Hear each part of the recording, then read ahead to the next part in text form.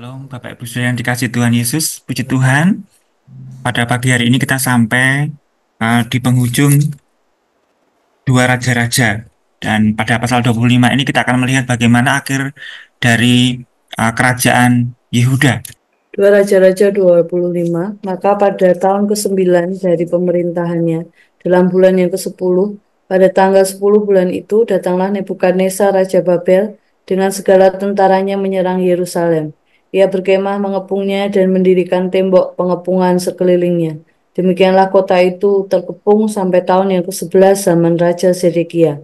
Pada tanggal 9 bulan yang ke-6, ketika kelaparan sudah merajalela di kota itu, dan tidak ada lagi makanan pada rakyat negeri itu, maka dibelah oranglah tembok kota itu, dan semua tentara melarikan diri malam-malam melalui pintu gerbang antara kedua tembok yang ada di dekat Taman Raja.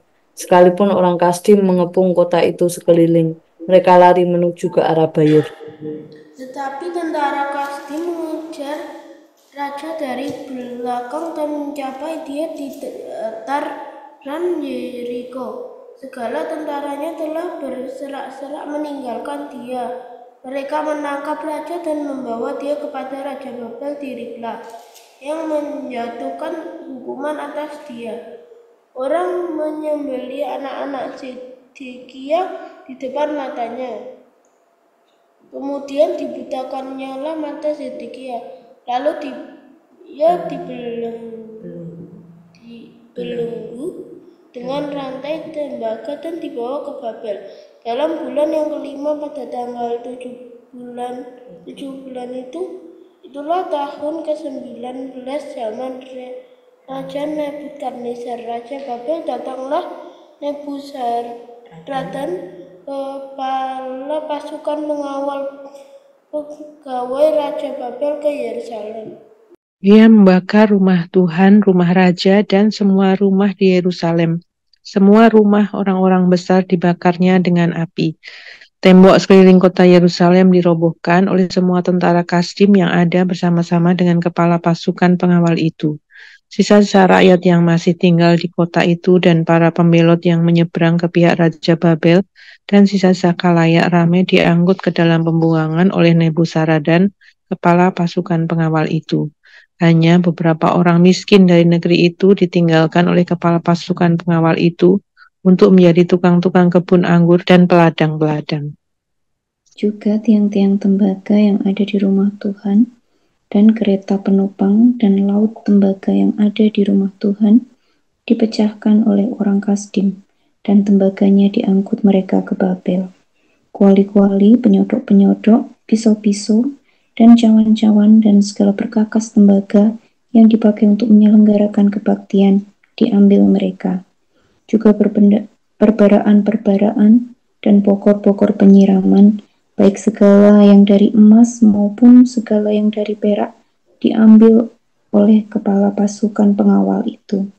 Adapun kedua tiang laut yang satu itu, kereta penopang yang dibuat oleh Salomo untuk rumah Tuhan, tiada tertimbang tembaga segala perkakas ini. 18 hasta tingginya tiang yang satu, dan di atasnya ada ganja dari tembaga. Tinggi ganja itu 3 hasta, dan jala-jala dan buah-buah delima ada di atas ganja itu sekeliling, semuanya itu tembaga.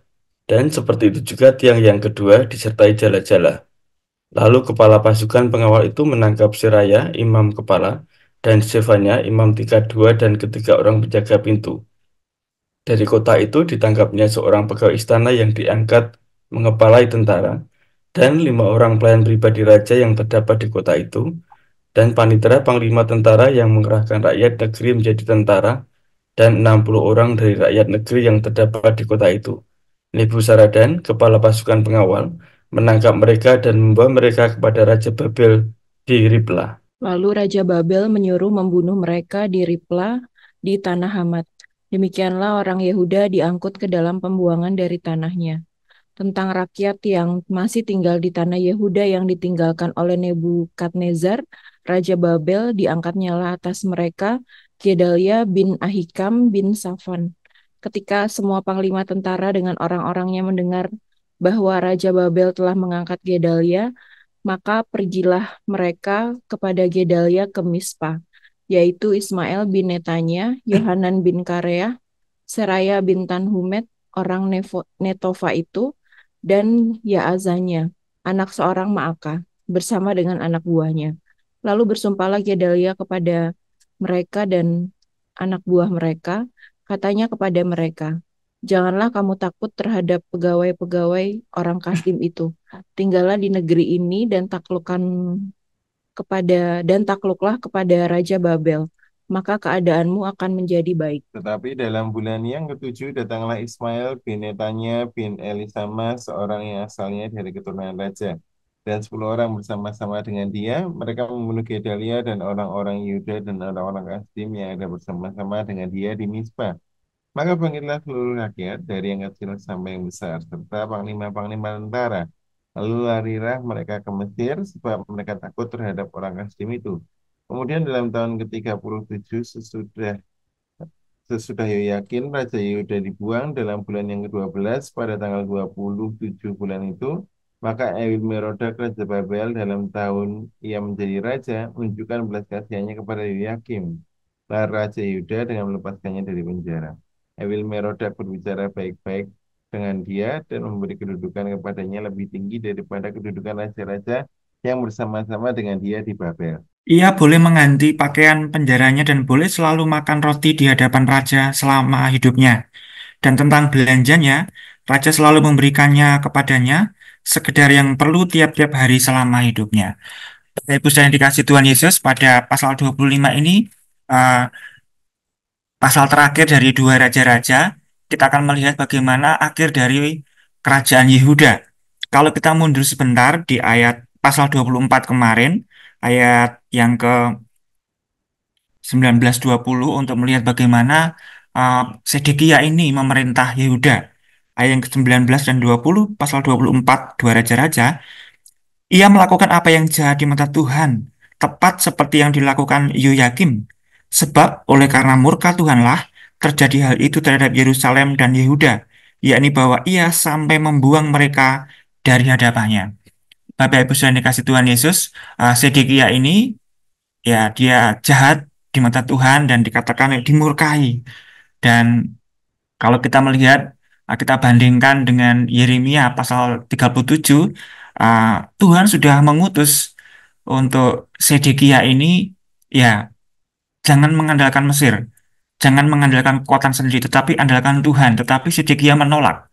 Mereka ah, lebih percaya kepada nabi-nabi palsu bahwa tidak mungkin dibuang dan seterusnya, dan mereka lebih mengandalkan Mesir ketika Babel menyerang dan menolak nasihat Tuhan, menolak firman Tuhan yang disampaikan Yeremia, dan puncaknya Yeremia ini dipenjara oleh Raja Sedekia. Begitu jahatnya Sedekia ini menentang pesan Tuhan, dan dia tidak mau bertobat dan tidak mau hidup seperti Daud yang mengasihi Tuhan dan mentaati firman Tuhan.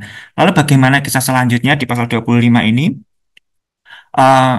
Yehezkiel di Yehezkiel 12 ayat 13 sudah menubuatkan bahwa Yerusalem akan dibuang, dan tibalah penggenapannya itu ketika Sedekia ini raja terakhir di Yehuda, kerajaan Yehuda, Yerusalem yang memerintah. Kita melihat bagaimana narasinya ayat 1-3. Maka pada tahun ke-9 dari pemerintahannya, dalam bulan yang ke-10, pada tanggal 10 bulan itu datanglah Nebukadnezar Raja Babel dengan segala tentaranya menyerang Yerusalem. Benar seperti firman Tuhan yang disampaikan melalui Yeremia bahwa Babel akan menyerang. Dan dikepung selama berapa tahun, setidaknya 2 tahun dikepung, dikelilingi tembok Yerusalem itu, dan kondisinya sangat memprihatinkan. Sudah tidak ada roti, sudah tidak ada makanan, semua kelaparan, dan pada malam hari akhirnya Sedekia harus melarikan diri. Awalnya sempat sempat merasa uh, yakin bisa selamat begitu ya, tetapi apa yang terjadi selanjutnya di ayat yang ke-4-7, maka dibelahlah orang tembok kota itu dan semua tentara melarikan diri malam-malam melalui gerbang antara kedua tembok yang ada di dekat taman raja, sekalipun orang Kasdim mengepung kota itu sekeliling. Mereka lari menuju ke arah Yordan. Tetapi tentara Kasdim mengejar rakyat dari belakang dan mencapai dia di tanah Yeriko. Segala tentaranya telah berserak-serak meninggalkan dia. Mereka menangkap raja dan membawa dia kepada Raja Babel di Ribla, yang menjatuhkan hukuman atas dia. Orang menyembelih anak-anak Sedekia di depan matanya. Kemudian dibutakannya mata Sedekia, lalu dia dibelenggu dengan rantai tembaga dan dibawa ke Babel.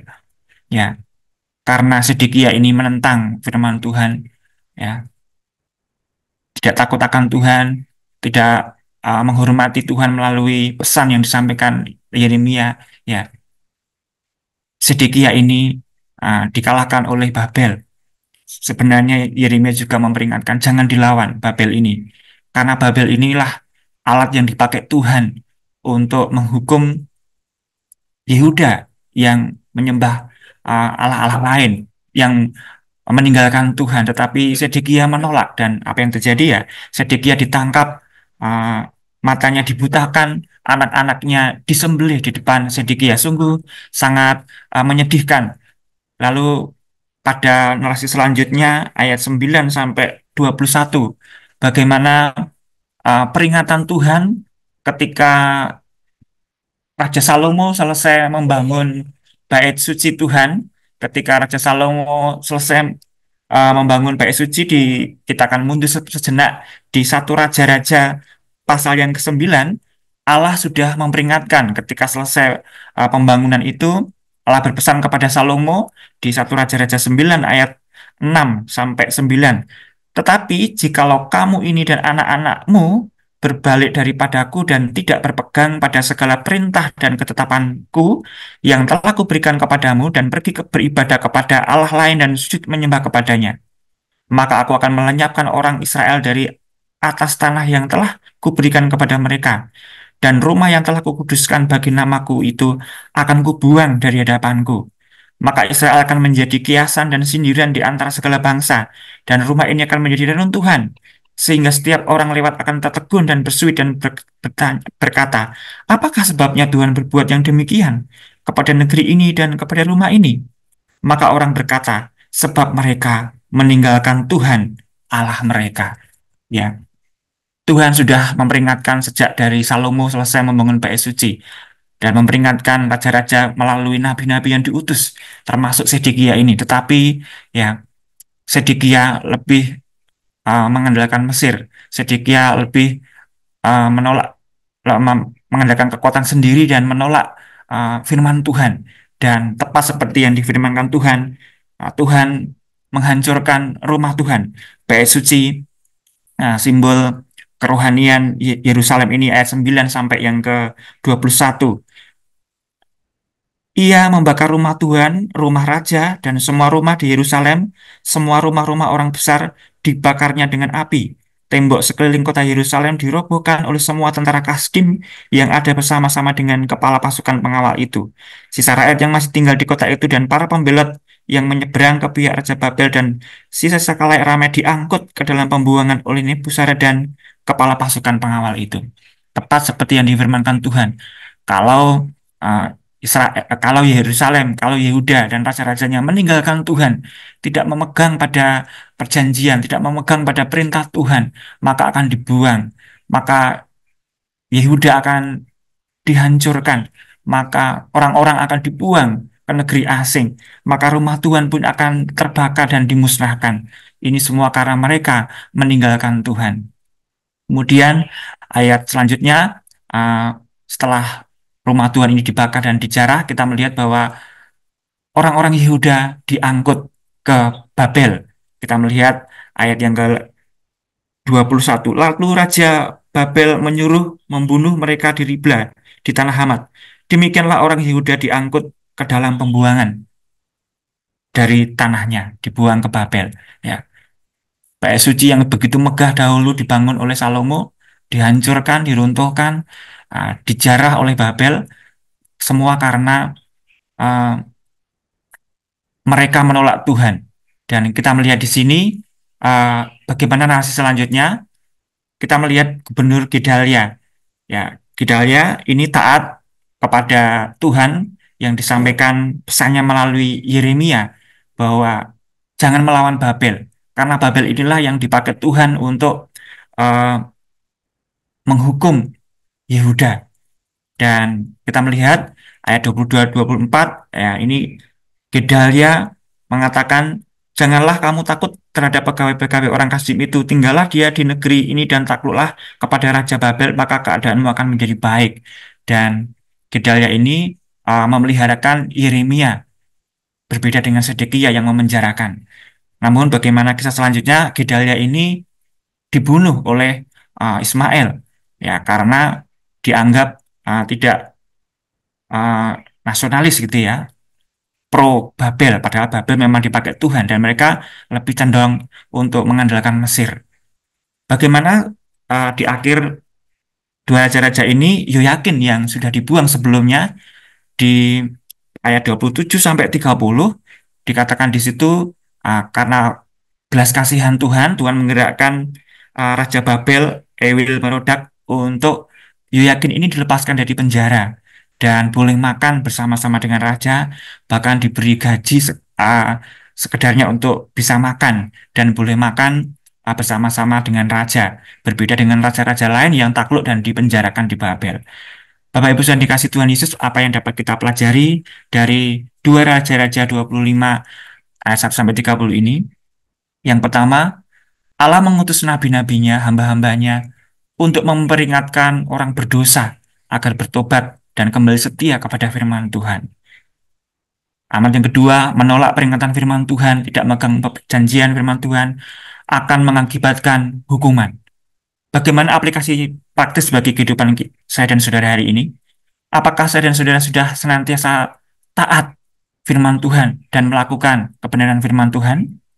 Yang kedua, apakah saya dan saudara senantiasa menyampaikan kebenaran firman Tuhan kepada orang-orang lain sehingga mereka bertobat dan setia kepada Tuhan?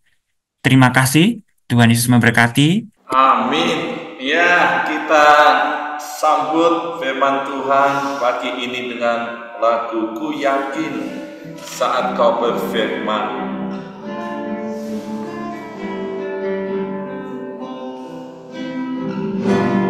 Ku yakin saat Kau berfirman,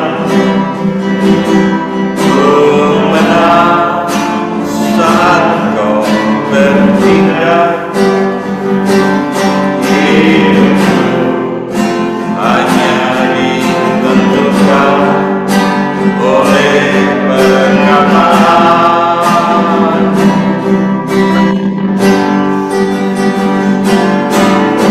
Aman karena Kau menjaga. Kuat karena Kau menolong.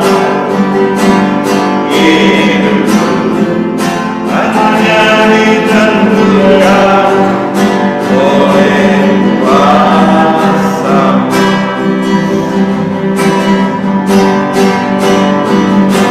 Bagi Tuhan tak ada yang mustahil.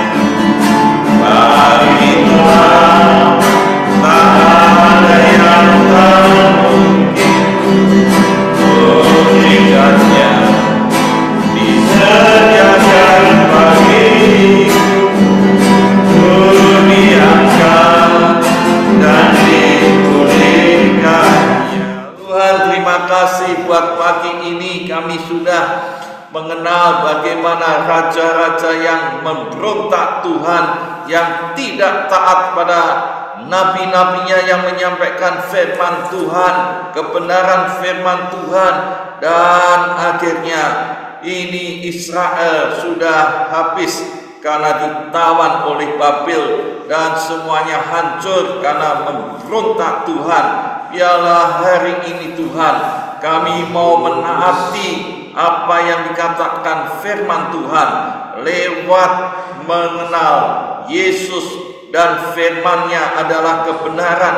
Kami terus menerus dipenuhi dengan kebenaran supaya mengenal dengan benar dan tepat sehingga bisa menaati dengan setia.